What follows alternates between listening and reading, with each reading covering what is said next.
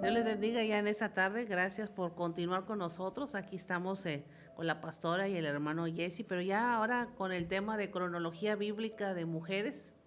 Y la semana pasada hablábamos de la hija de Caleb. No sé si recuerdan el nombre. Un poquito decíamos que es sí, al revés, como Asociación Civil Sociedad Anónima, AXA. Entonces mencionábamos que Absa es contemporánea, homóloga de las hijas de Zelofojad, que recibieron herencia y que las hijas de Zelofojad fueron las que hicieron una enmienda en la ley de la herencia de los territorios que iban a recibir, porque las mujeres no recibían herencia, solamente los varones. Entonces, solamente las hijas de Zelofojad vienen delante de Moisés y todos los jueces y los ancianos y hacen esa enmienda de que quieren recibir parte de la heredad, parte de la herencia y lo hacen. Entonces la hija de Caleb es homóloga de ellas porque también pide parte de la herencia siendo mujer y como ya había una reforma en la ley de la herencia, pues recibe su herencia y eso lo vemos en el libro de Josué. Y el resto del libro de Josué, así de manera general, habla sobre el repartimiento de la tierra, habla sobre la conquista y donde muchos pueblos enemigos quedaron por decirlo así, varados dentro del territorio conquistado por Israel, pero que no lo sacaron. Los mismos israelitas tenían que conquistar la tierra y despojarlos ahí de ellos del territorio, pero muchos les permitieron que se quedaran y eso a la vez pues trajo consecuencias malas. Entonces Dios permite que se quede el enemigo dentro del territorio, pero el mandato de Dios era conquistar y sacar al enemigo fuera o matarlo. El pueblo de Israel fue muy consecuente de eso y no lo hizo y en cambio los pusieron a pagar tributo, pero esas mismas gentes enemigas que se quedaron dentro del territorio fueron los mismos emisarios que Dios utilizó, por llamarlo de esa forma, para pues para eh, para castigar al pueblo de Israel cuando desobedecieron. Entonces, todo esto sucede en el libro de Josué, donde hace la repartición por las tribus, a los levitas y todo como Moisés lo estableció, pero ahora ya en posesión de la tierra.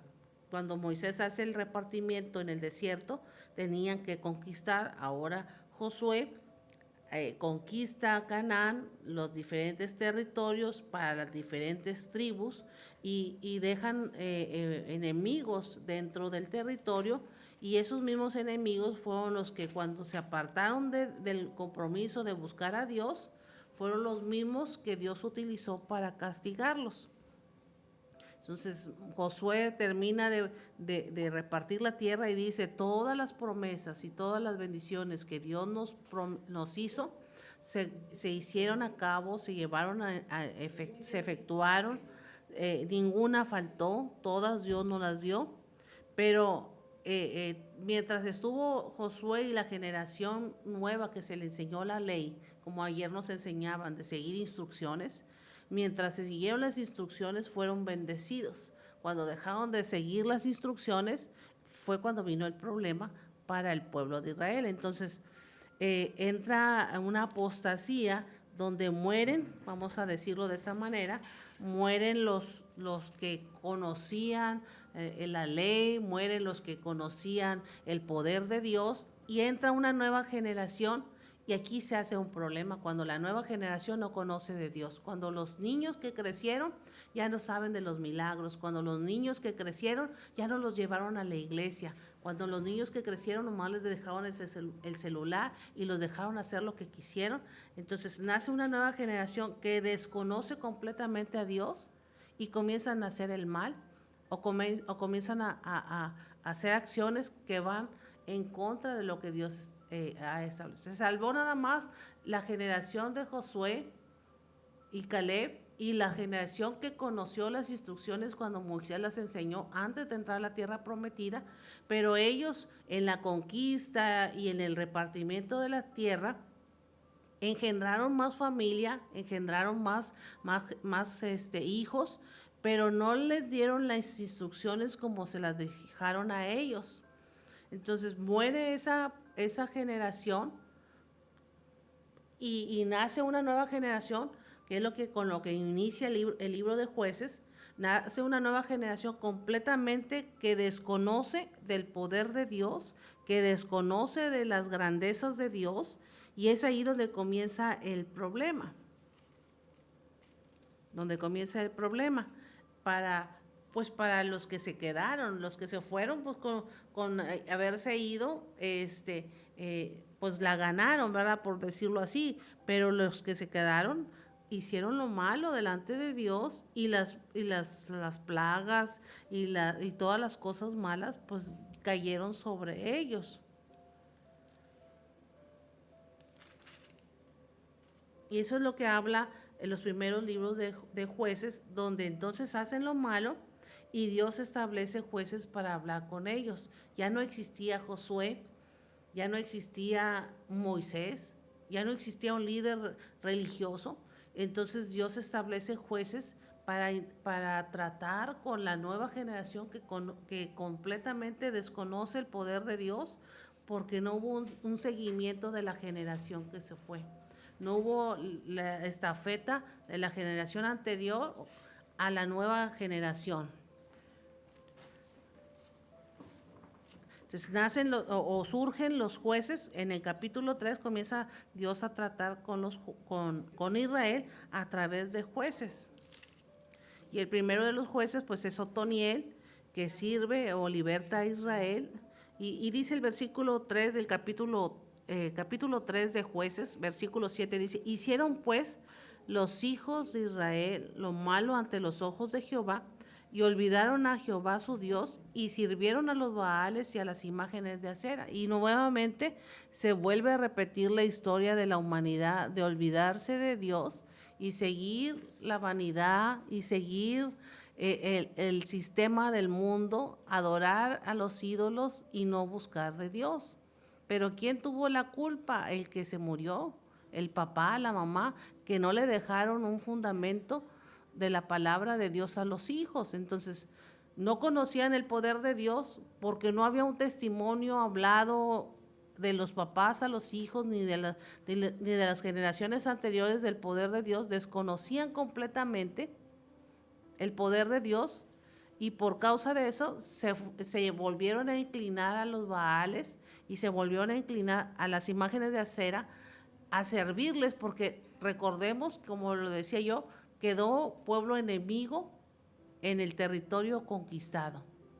Y ese mismo pueblo enemigo creció, no lo mataron, y ahí está el problema. Cuando tú convives con el enemigo, cuando tú convives con alguien que está en el sistema terrenal, en el mundo, te va a arrastrar, te va a seducir, te va a llevar a los bailes, te va a llevar a los lugares que no conviene, y te va a sacar del propósito de Dios, como nos hablaban anoche. Te va a sacar del propósito, te va a desviar y te va a mostrar otra senda que no es la que Dios quiere que tú camines. Entonces, cuando es así, cuando cohabitas con el enemigo, pues vas a ser seducido y arrastrado a la naturaleza humana de pecar. Y lo primero que entra es la idolatría. Dejar a Dios, al único verdadero Dios, y servir a los Baales. Entonces, cuando nos olvidamos de Dios, como dice el versículo 8 del capítulo 3, la ira de Dios se encendió contra Israel, y cuando habla, los vendió en manos de Cusán Risataín, rey de Mesopotamia, y le sirvieron los hijos de Israel a Cusán Risataín 8 años, los dejó en manos de los enemigos. Y es cuando mucha gente dice, ¿por qué Dios nos permite sufrir? ¿Por qué Dios no nos ayuda? ¿Por qué sufrimos mucho? Y no es que Dios te haya llevado por caminos equivocados, es que tú te fuiste por tu propia voluntad.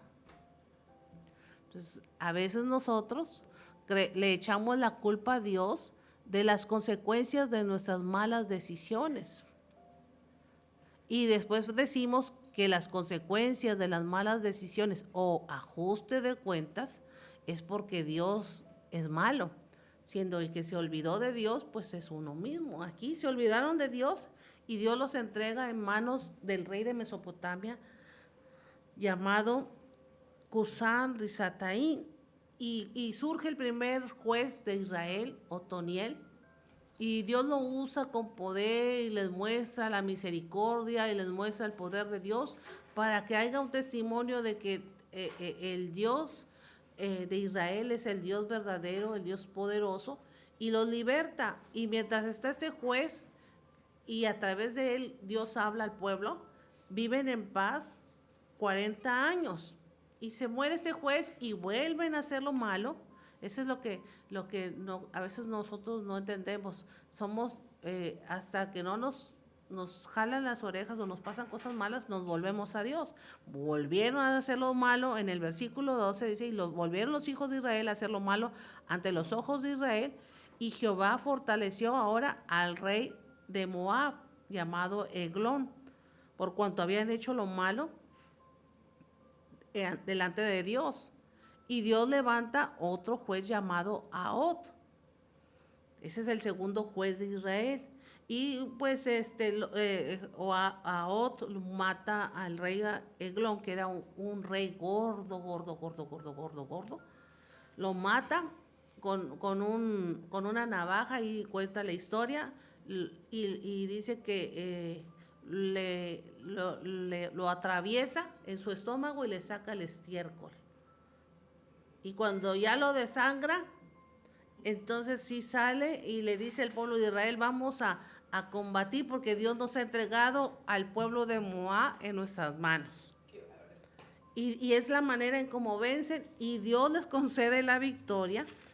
Pensaban que porque estaba muy gordo no lo iba a poder matar, pero Dios le dio la habilidad a este juez llamado Ahot, y hizo que el pueblo luchara contra él y vencieron.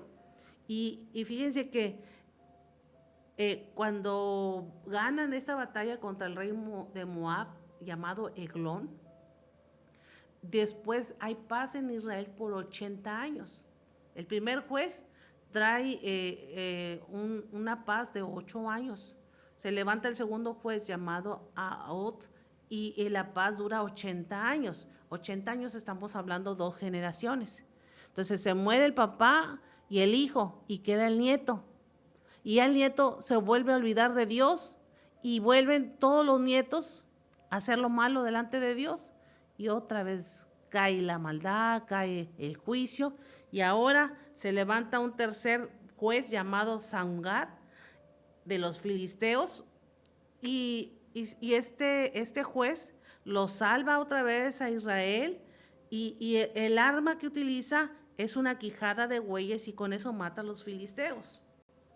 Entonces el primer juez, llamado Otoniel, Dios lo usa de una manera sobrenatural, y este juez trae paz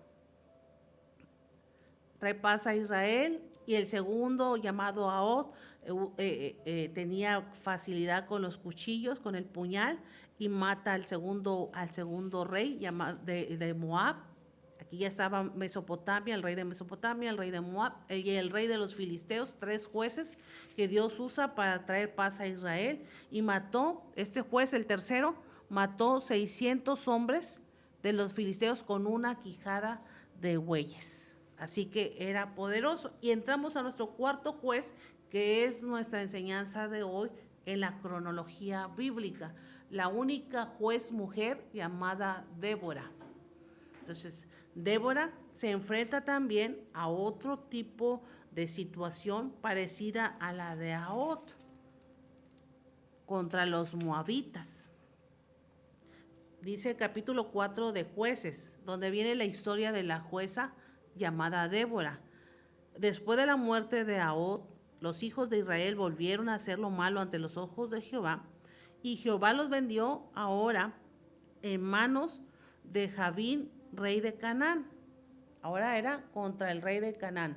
4 jueces, los primeros 3 eran Mesopotamia, Moab, Filisteos y ahora Canaán.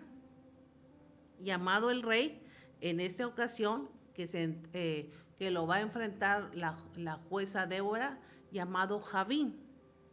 Entonces, hay características muy importantes de esta jueza. Por lo general o por lo regular, durante el periodo de la Biblia del Antiguo Testamento, los jueces y los ancianos que le ayudaban a Moisés a ejercer la ley, la autoridad y el gobierno eran hombres. 70 hombres con el espíritu de Moisés, pero nunca se menciona una mujer ya con un puesto instituido ya en una legalidad como gobernante. Entonces la primer mujer gobernante es Débora. Y sigue diciendo aquí que Dios hacen lo malo, Dios los entregan en manos del rey de Canaán llamado Javín, el cual reinó, y este rey tenía un hombre de confianza, un general muy importante, un capitán muy importante llamado Sísara, el cual habitaba en Aroz-Goín.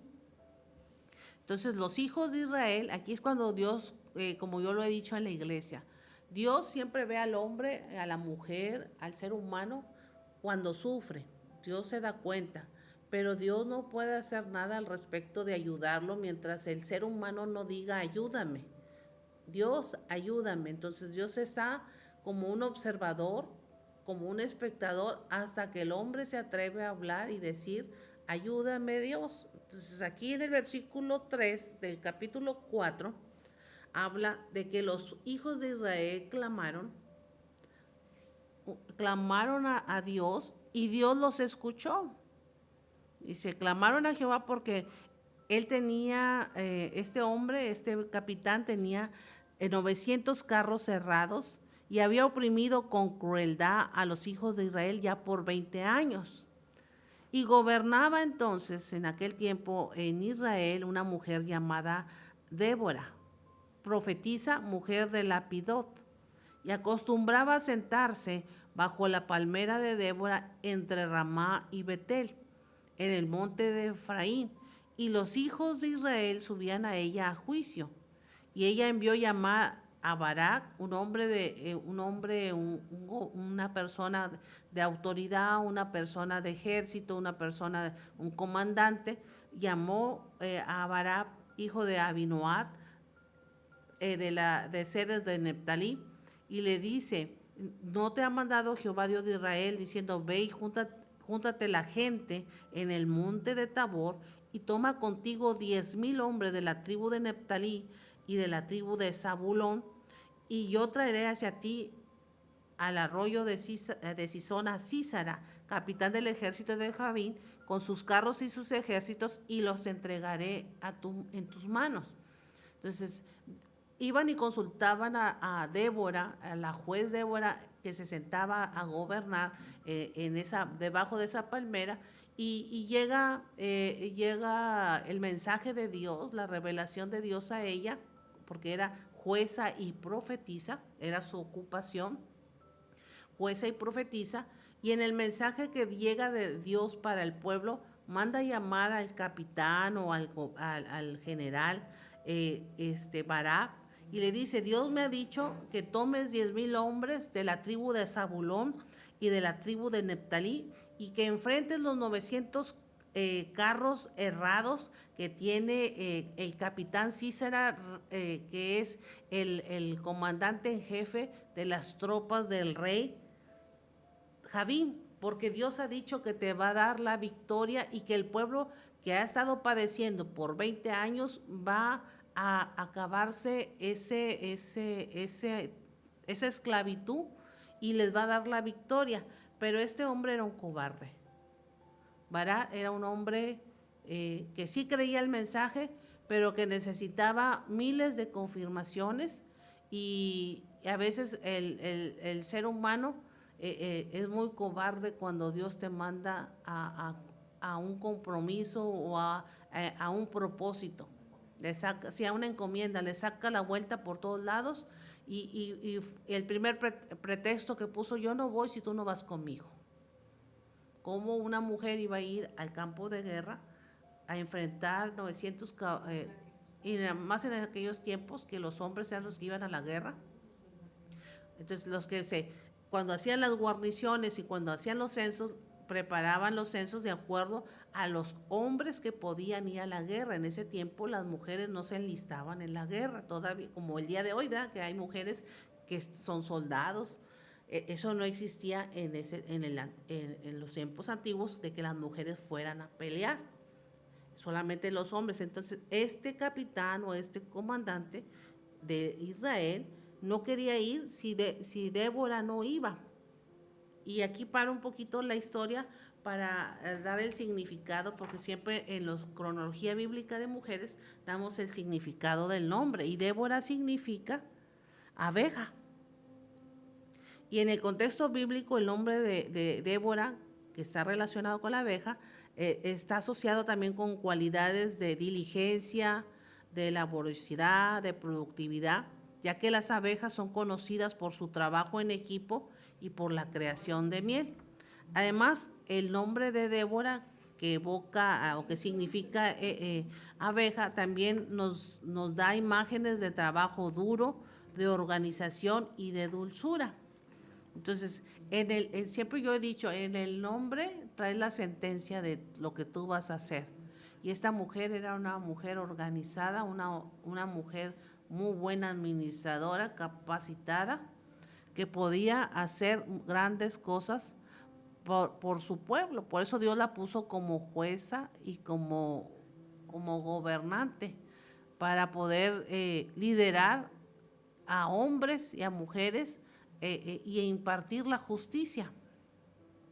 Entonces, regresando a la historia, Barak dice, yo no quiero ir con 10,000 personas a la guerra de la tribu de Neftalí, de Zabulón, no quiero ir porque tengo miedo y Sísara tiene carros de guerra, como por decir ahorita, tanques blindados, ¿verdad? Y nosotros nomás a puro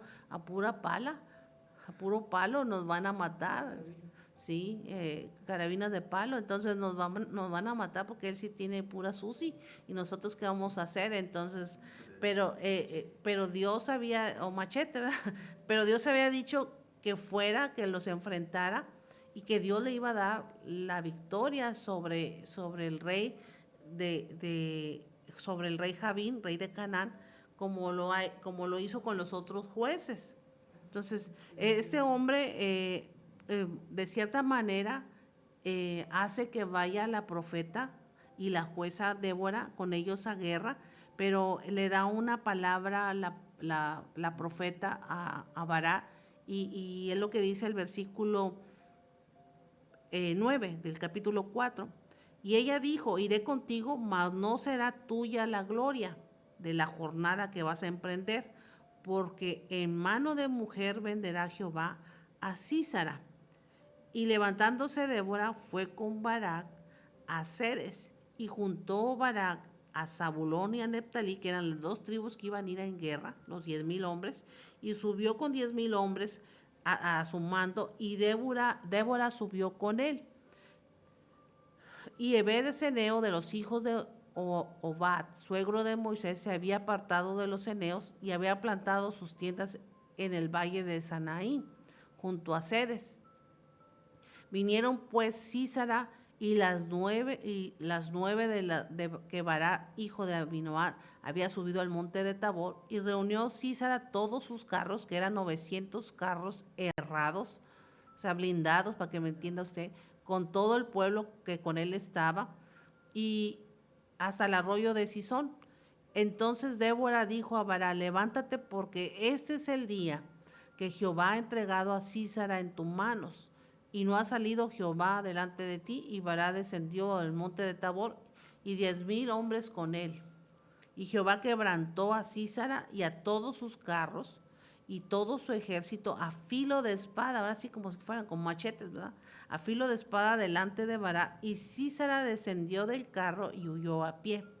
Mas Barak siguió los carros del ejército hasta Aroset Set Goín, y todo el ejército de Sísara cayó a filo de espada hasta no quedar ninguno. O sea, Dios destruyó los ejércitos del comandante en jefe llamado Sísara, destruyó los 900 carros blindados que traían, las armas de alto poder, de alto alcance que tenían, y usando solamente los 10,000 hombres de la tribu de Zabulón y de la tribu de Efraín, y Dios le concedió la victoria sobre el rey de Canaán llamado Javín. Pero aquí se escapó de este enfrentamiento y de esta guerra, se escapó el capitán Sísara, porque se tenía que cumplir la palabra que la profeta Débora le da a Barak. Por mano de mujer vendrá la victoria. La gloria de esta jornada, de esta guerra, de esta lucha, no será por tu mano, porque Dios lo ha entregado en mano de mujer. En mano de mujer venderá Jehová a Sísara. Y así queda la historia. No voy a decir el nombre de la mujer porque va a ser la del próximo lunes.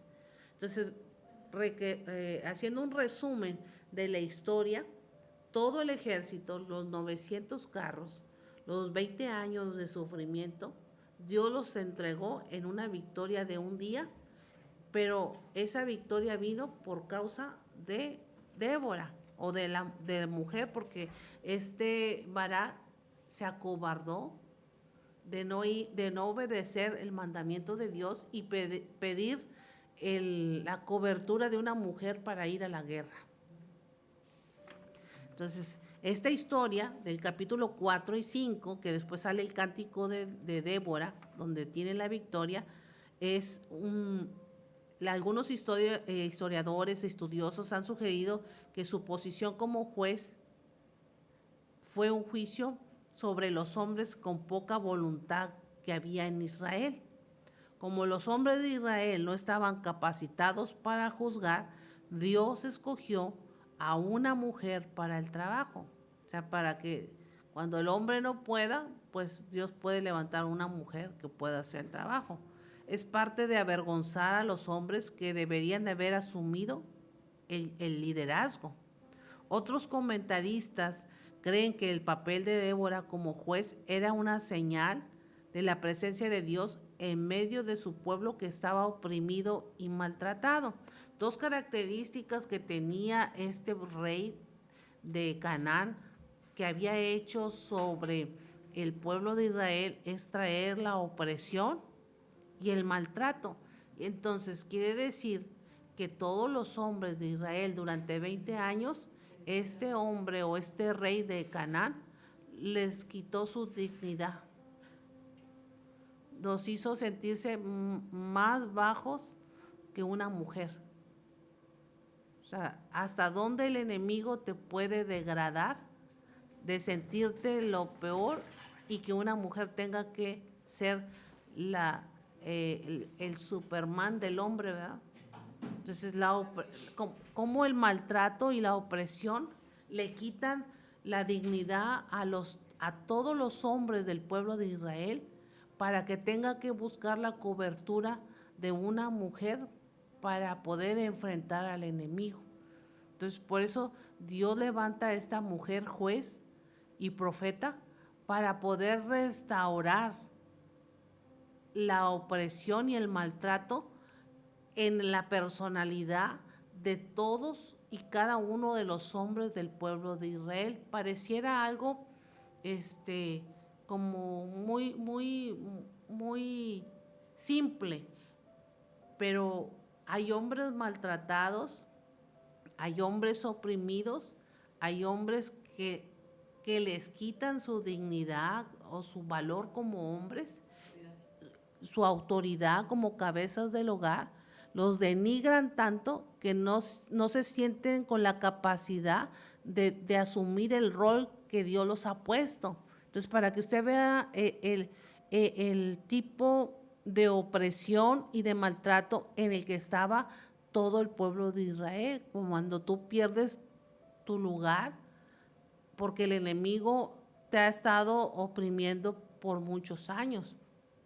Entonces, 20 años donde se olvidaron de hacer su rol como hombres y cómo Dios utiliza a esta juez y esta profeta para no solamente para salvaguardar a Israel de la opresión de un rey tirano, sino para restaurar el honor y para restaurar a los hombres del pueblo de Israel y volverlos a poner en el rol como cabeza de hogar, como con el liderazgo que deberían de tener, y restituir su honor, restaurar su honor y restaurar su rol en el ciclo que como hombres tenían que seguir.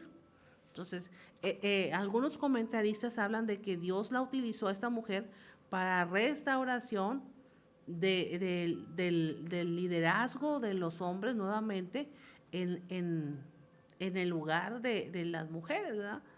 Entonces, cuando Débora se convierte en juez, los israelitas estaban ya sufriendo un maltrato por 20 años de este rey Javín. Entonces, para que usted vea la naturaleza pecaminosa, el grado de maldad de este hombre, de este rey, de hacer que el hombre pensara, los hombres de Israel pensaran que no tenían valor.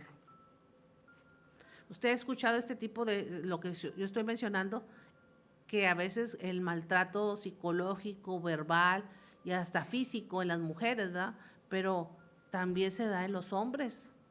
Y ese era el caso de Israel. El comandante del ejército de Javín, llamado Sísara, tenía 900 carros de hierro y armas temibles contra los soldados de infantería de Israel. Los israelitas fueron tratados con mucha crueldad por Sísara y su ejército, y el espíritu de Israel estaba decaído. Entonces, cuando hablamos de cosas espirituales, no es el maltrato solamente físico, sino el maltrato emocional, verbal, que te denigra el alma y el espíritu y te hace caer bajo y te hace hace sentir a la persona que no tiene valor. Entonces, ese era el maltrato y la opresión que estaba llevando a cabo el rey Javín por medio de su gente. Dice aquí, quedaron abandonados en los caminos, los que andaban por las sendas se apartaban por los senderos torcidos, las aldeas quedaron abandonadas en Israel y habían decaído. En otras palabras, la gente tenía miedo de salir de sus casas y viajar era muy peligroso. La palabra de Dios llega a través de Débora a un hombre de Neftalí llamado Barak, y el mensaje que recibe es dirigir la rebelión contra Sísara. La respuesta de Barak es: si tú fueres conmigo, yo iré.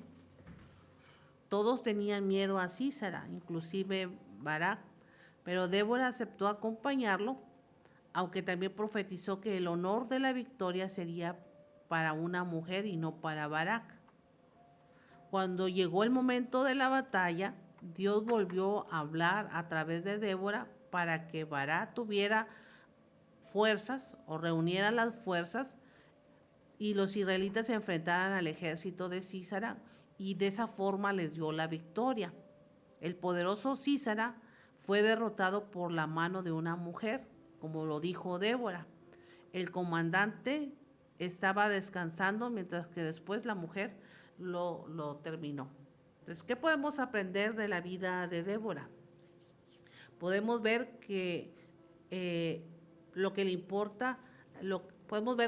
importa es el poder de Dios, independientemente del instrumento que decida utilizar. Dios puede usar tanto a un hombre como a una mujer cuando se dispone en su corazón para servirle.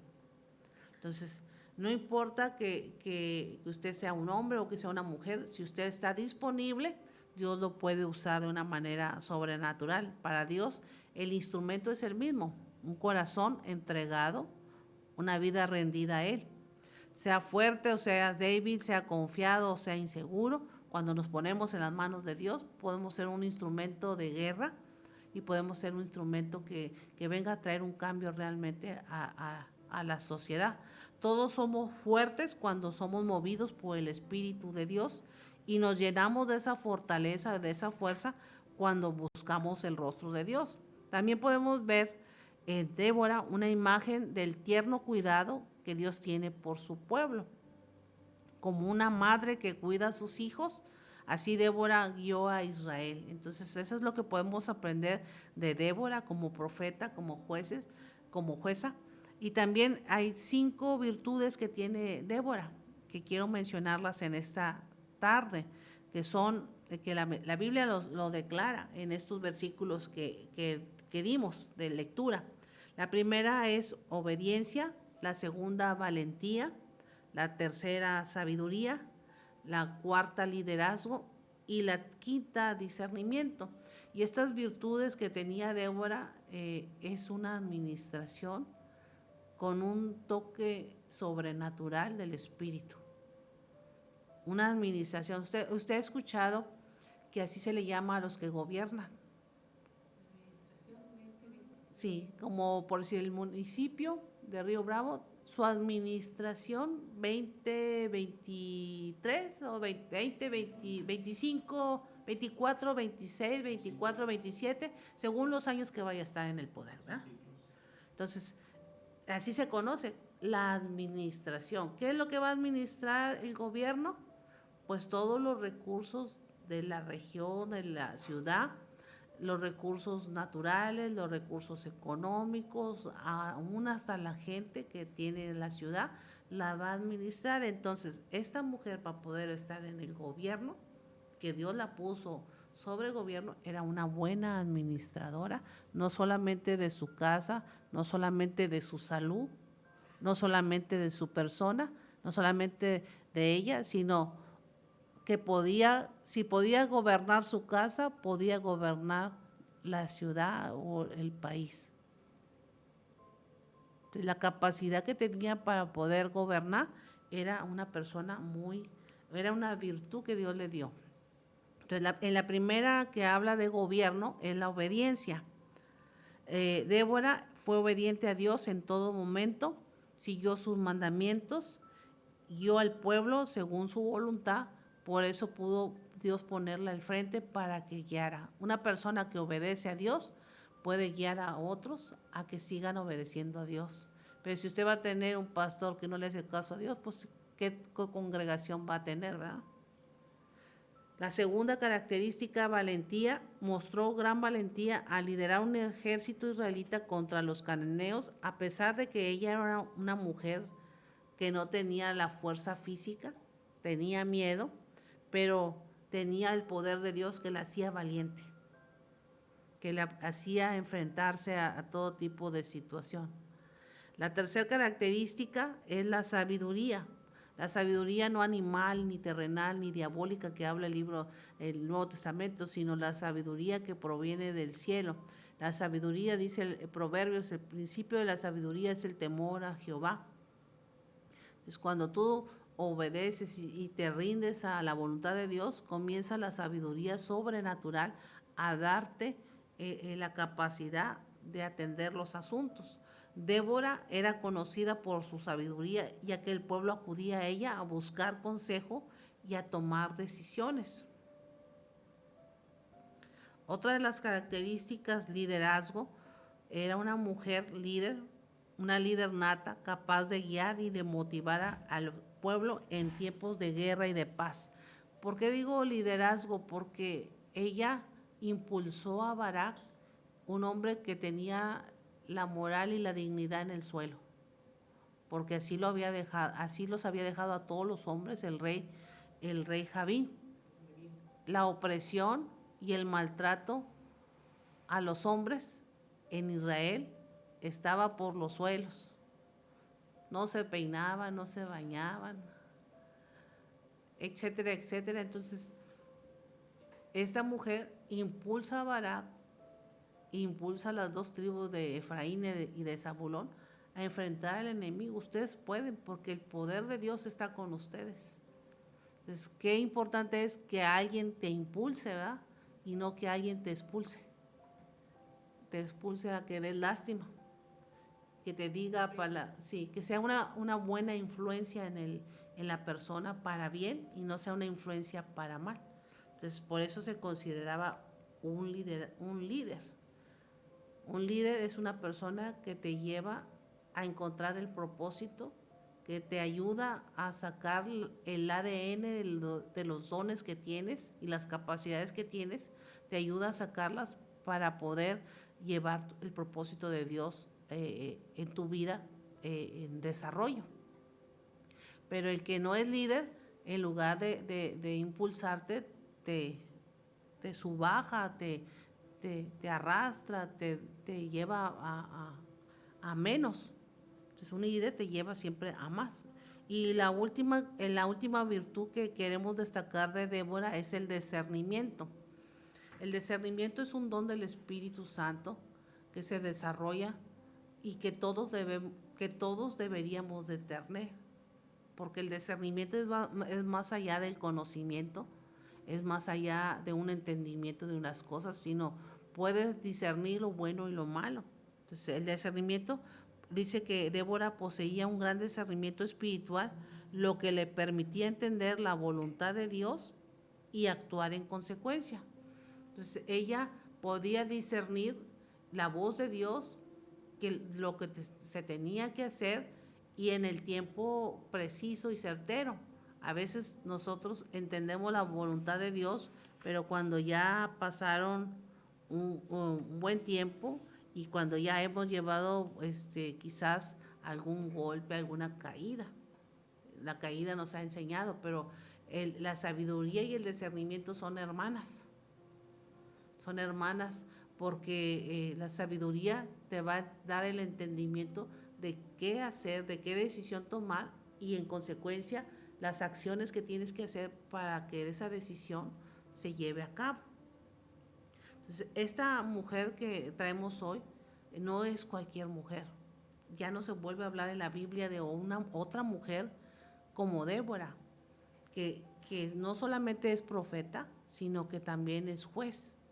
Y la Biblia habla que nosotros también somos reyes y sacerdotes. Y cuando hablo yo de profeta y juez, estamos hablando de reyes y sacerdotes. Gobierno y también ministrar en la presencia de Dios. Profeta, palabras que recibe de Dios para ejecutarlas en la tierra. Juez es el gobierno que tú ejerces sobre las cosas que vas a administrar. Entonces, esta mujer del Antiguo Testamento es una referencia de lo que es la iglesia el día de hoy. Dice que somos reyes y sacerdotes.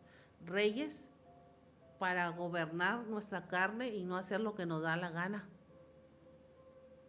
Para tener dominio propio y control de las cosas, por mucho que te mueva el enemigo en los deseos de la carne, en los deseos de los ojos, en la vanagloria de la vida, tener autocontrol de poder decir no. No a los tamales, no a las cosas que te hacen daño, ¿verdad?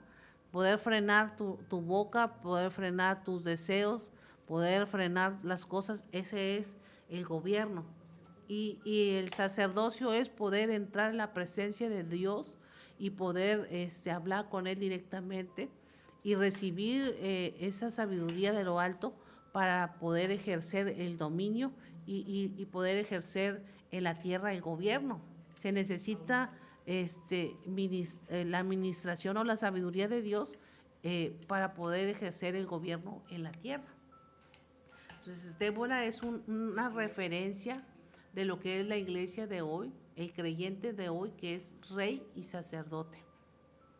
Así que en esta tarde, pues es un hermoso tema el hablar de esta mujer como juez, porque el juez conoce la ley.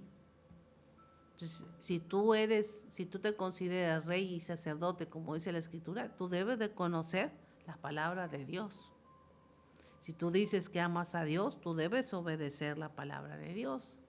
Entonces, hay muchas cosas que agarramos convenencieramente, pero realmente no la vivimos, porque la Biblia dice, y los que aman a Dios, todas las cosas les cooperan para bien. Pero todos creen, ay, yo lo amo porque le doy un beso a Dios o porque hablo con Él. No, amar a Dios significa que tú le obedeces en su palabra, en sus mandamientos. Entonces, no es amor de lengua, de decirme como un taco, no, es amor con hechos, con obediencia. Ese es el amor que Dios espera de nosotros. Entonces, el texto está condicionado. Los que aman a Dios, todas las cosas le cooperan para bien. Entonces, quiere decir, si lo traducimos a lo que es, todos los que obedecen a Dios, que eso es el amor, todos los que obedecen a Dios en sus leyes, en sus mandamientos, todas las cosas que pasen le van a cooperar para bien. Eso significa ese texto. Y a veces nada más que, no, pues yo amo a Dios. No, amas a Dios pero no lo obedeces. Amas a Dios y haces lo que te da la gana, entonces eso no es amor. Entonces, los textos son bien claros como lo estoy diciendo. Tú amas a Dios, tú lo obedeces. Tú le haces al loco, también tu amor es un amor loco. No es un amor verdadero. Es un amor fingido, convenenciero. Como muchos que nomás quieren los 20,000 pesos y no quieren los 4,000. Entonces ahí se da a notar lo que realmente el que sí ama y el que no ama. El que ama obedece a Dios y entonces al obedecer a Dios, todas las cosas que hagan, todas las cosas que pasen, el clima, todas las cosas que pasen, la crisis financiera, la crisis económica, la pandemia, todo le va a cooperar para bien. Eso es el texto lo que dice. Lo menciono porque Débora todavía hay muchas, ahorita, muchas sociedades de mujeres llamadas Déboras, pero muchas mujeres no se aguantan ni solas. Entonces, para que tú te puedas llamar sociedad cristiana de mujeres Débora, o compañía de Déboras que yo he visto en las redes, es porque hay gobierno y hay sacerdocio. Sacerdocio es presencia de Dios, búsqueda de Dios intensa sobre ti, santidad, consagración para poder entrar a la presencia de Dios. Sin santidad nadie entrará. Entonces, lo espiritual con lo material se combina y gobiernas tu casa, gobiernas tu vida, gobiernas tu iglesia y gobiernas lo que está a tu alrededor y tienes el dominio propio para vencer tu carnalidad. Por eso se necesita un sacerdocio, presencia de Dios. Entonces, Débora es figura de la iglesia el día de hoy y la iglesia debe de tener estas características que yo mencioné.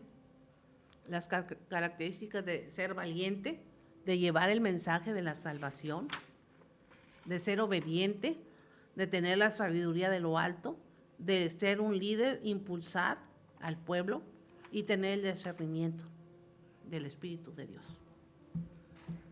Entonces, en esta tarde no sé cuál característica te pueda faltar. Todas las características que estoy mencionando son de un administrador.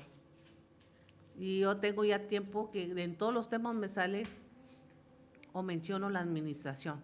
La Biblia dice que nosotros somos administradores de la multiforme gracia de Dios.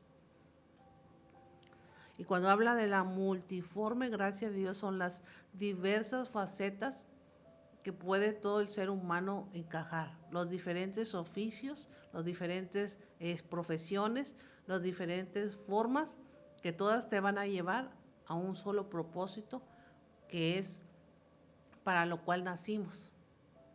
Todas sincronizan, todas entran dentro del plan general de Dios y todos los planes individuales de cada persona, Dios los sincroniza, los coordina de tal manera que se pueda cumplir la voluntad de Dios en nosotros. En el Padre Nuestro dice que se haga tu voluntad en el cielo como en la tierra. Y usted es la tierra. Entonces, cuando dices tú que se haga la voluntad en el cielo como en la tierra, estás diciendo que se haga la voluntad como los ángeles que ya te obedecen, que se haga en esta tierra llamada Esther, que se haga la voluntad de Dios. En esta tierra llamada Elizabeth, en esa tierra llamada Jessie. Entonces, cuando habla de tierra, no es el polvo de la tierra, está hablando de personas. O sea, el polvo no va a ser la voluntad de Dios. La tierra donde se planta el árbol, las matitas, los nopales, no va a ser la voluntad de Dios. Es la tierra llamada, la tierra personalizada. En esa tierra es donde se va a hacer la voluntad de Dios. Así que, pues en esta tarde, ese es el tema que traemos. No está muy prolongado, pero está muy conciso. Usted debe de gobernar su vida, comenzando de dejar de comer lo que le hace daño. Si usted demuestra que puede soportar ver que alguien se come una tortilla de harina enfrente de usted y no comerla, es que ya va en avance. Y hay dominio en su carne. Si puede tolerar algo de una comida, pues puede tolerar, no sé, el vicio que más le guste. Va a poder soportar la tentación que venga de lo que más le atraiga. Porque el diablo te va a buscar con lo que más te gusta. Te va a tratar de seducir y que caigas. Con eso no te va a buscar otro tipo de... No se va a aparecer con cuernos y cola, el diablo. Se va a aparecer con lo que más te gusta. Así, de la forma más sencilla. Y tú no lo vas a poder identificar porque se necesita discernimiento. El discernimiento es que se te abren los ojos en el mundo espiritual y tú entiendes que vienen a hacerte la lucha de que le falles a Dios. Tú le puedes, aunque no, el hombre o la mujer que se te aparezca, suponiendo que esa es la tentación, no tenga cola ni tenga cuernos, ni esté todo de rojo, en la forma en que actúa, estás discerniendo que viene para hacerte declinar de seguir a Cristo, ¿verdad? Como el canto que canta el hermano Jesse. Encontré una paz. ¿verdad? Y porque ese canto habla de que encontré una paz en Cristo, que está hablando de la salvación, de una decisión de seguir a Cristo. Entonces, solamente en Él hay paz. Cuando podemos entender y discernir y ver con los ojos espirituales, podemos apartar a todo lo que nos separa de Dios. Que ese es el pecado que entró a este pueblo, al pueblo de Israel cuando entraron los jueces, la idolatría. La idolatría es todo lo que separaba al hombre de Dios. Imágenes, otros dioses, otras formas, pero todo lo que le quitaba el primer lugar a Dios, eso es idolatría. Y el texto dice, buscar primeramente el reino de Dios y su justicia. O sea, primero es Dios y todo lo demás queda en segundo lugar. Y cuando realmente Dios es el primero, todo lo secundario y todo lo que se necesita, Dios te lo va a añadir, no te va a dejar sin nada. Como cuando el joven rico, Dios le pide los bienes, Dios no lo iba a dejar en la ruina, pero él tenía tanto amor a los bienes que se puso triste. Entonces hay mucha gente que se pone triste cuando le dices, deja de hacer esto que no te conviene. Deja de fumar, deja de tomar, deja de hacer cosas que a Dios no le agrada. Se pone triste. Pero cuando realmente tú has decidido en tu corazón, no debe de haber tristeza, sino que Dios rompe ese yugo y trae paz al corazón. Así que en esta tarde pues vamos a hacer oración. Vamos a hacer oración por todas las Déboras espirituales, hombres y mujeres que necesitan gobierno y que necesitan también presencia de Dios. Dice aquí la hermana Rosa Torres, pastora, yo he pedido cuidarme y no comer muchas cosas, pero si tomo refresco, aunque sea cada tercer día, no me lo he podido quitar. Bueno, yo era una persona también que tomaba refresco, voy a completar un año que no lo tomo. Y en mi casa, desde hace un año, todos los de mi casa los ha usado el diablo, porque todos toman refresco.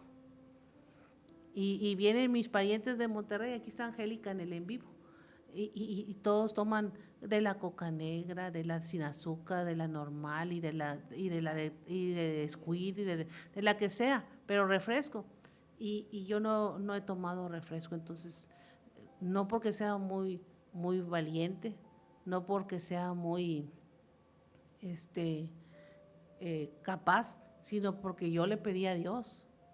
Yo sí oré, hice una oración y le dije, Dios, ayúdame porque está de por medio mi salud. Yo fui al médico hace como un año y me dijo el doctor que yo me podía morir caminando por lo que tenía. Entonces, usted puede morirse caminando, pero bueno, ese fue el diagnóstico que dio el médico, porque usted está muy mal en su salud con los hábitos alimenticios, etcétera, etcétera. Comenzó a decirme, a explicarme. Entonces yo dije, ok, si mi problema es la comida, yo voy a pedirle al poder de Dios, a Dios, que me ayude. Yo no puedo porque esa es mi lucha. Yo no puedo, pero Dios puede hacerlo.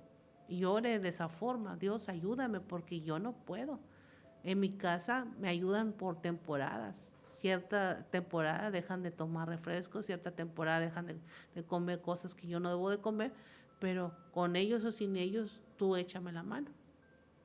Y comenzaron los festivales infantiles y comenzaron las fiestas y comenzaron un montón de cosas que se hicieron en la iglesia y en mi casa y han abundado tamales, han abundado comidas que yo no debo de comer, pizzas, pan, donas, todo aquí no me pueden dejar mentir, comida de toda que no se debe, que yo no como en una dieta. Y Dios me ha sostenido. Ahorita le comentaba al hermano Jesse, yo pesaba 114 kilos, ahora peso 96 kilos.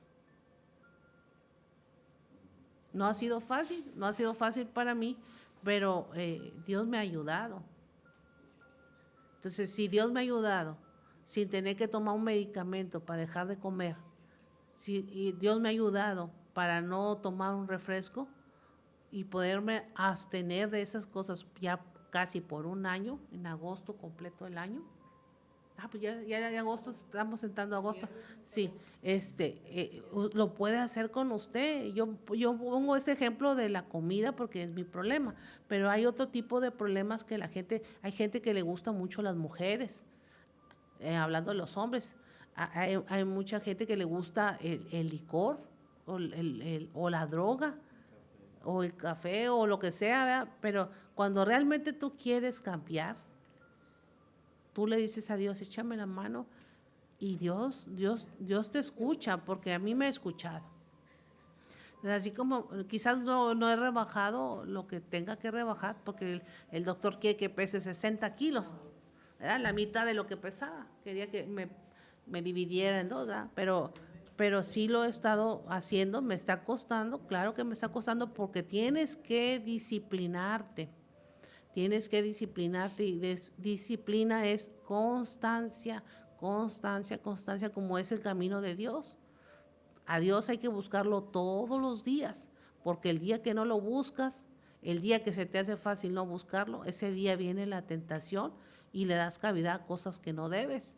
Y cuando uno le da cavidad a las cosas que no se deben, abres puertas al enemigo y le das legalidad al diablo y después no lo puedes sacar porque tú mismo abriste puertas.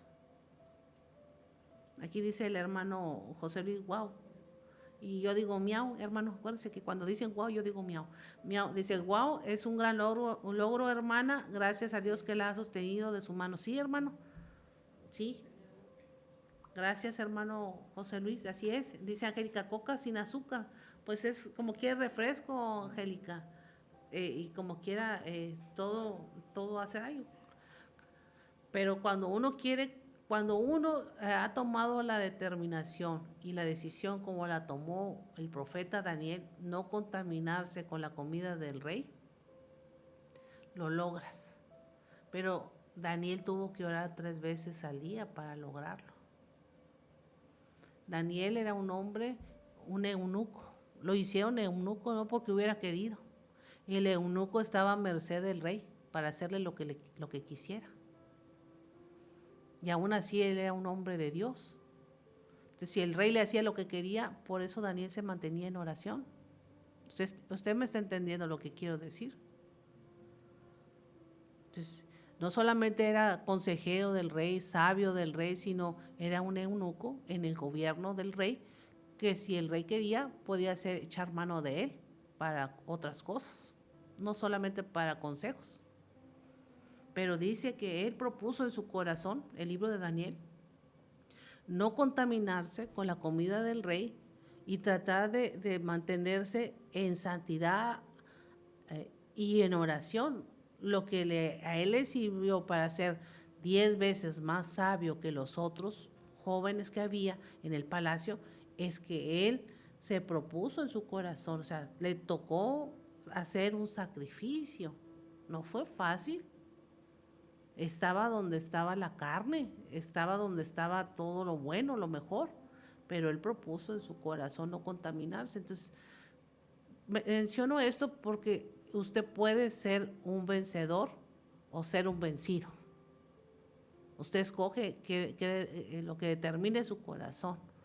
Entonces, nosotros tenemos el Espíritu Santo y tenemos la oración para pedirle a Dios que nos ayude. Entonces, a veces no logramos muchas cosas porque nos falta pericia para pedirle a Dios en oración las cosas así específicas. Ayúdame en este problema. Yo lo puedo dar como testimonio que Dios sí te ayuda cuando tú realmente has tomado la decisión. Y cuando digo tomar la decisión, es la decisión con una disciplina de seguirlo, de una constancia. Entonces, ¿de qué me sirve a mí ir al cada rato o a cada 15 días o 3 semanas con un nutriólogo que me dé una dieta balanceada de comida si yo acá en mi casa voy a comerme los tacos, las hamburguesas, las donas que hace Alejandra, las cocas que trae Samuel sin azúcar, las cocas normales, las gorditas, los tamales? O sea, ¿de qué sirve que yo vaya con el doctor o con la doctora, la nutrióloga, y gaste en una consulta si no pienso seguir una dieta?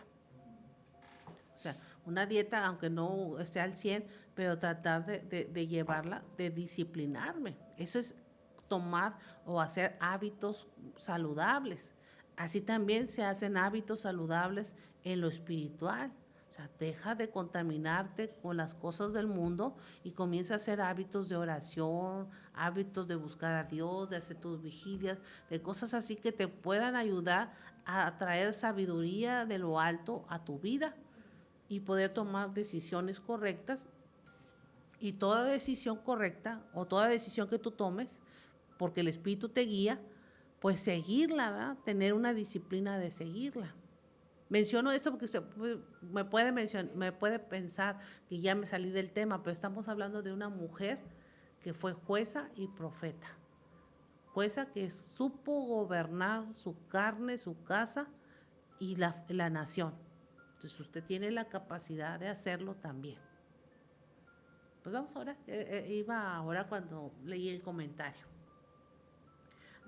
Dice la hermana Rosa Torres: yo pesaba 96 kilos cuando tuve el accidente y me dijeron que si quería volver a caminar tenía que bajar de peso y peso menos de 70. Así es.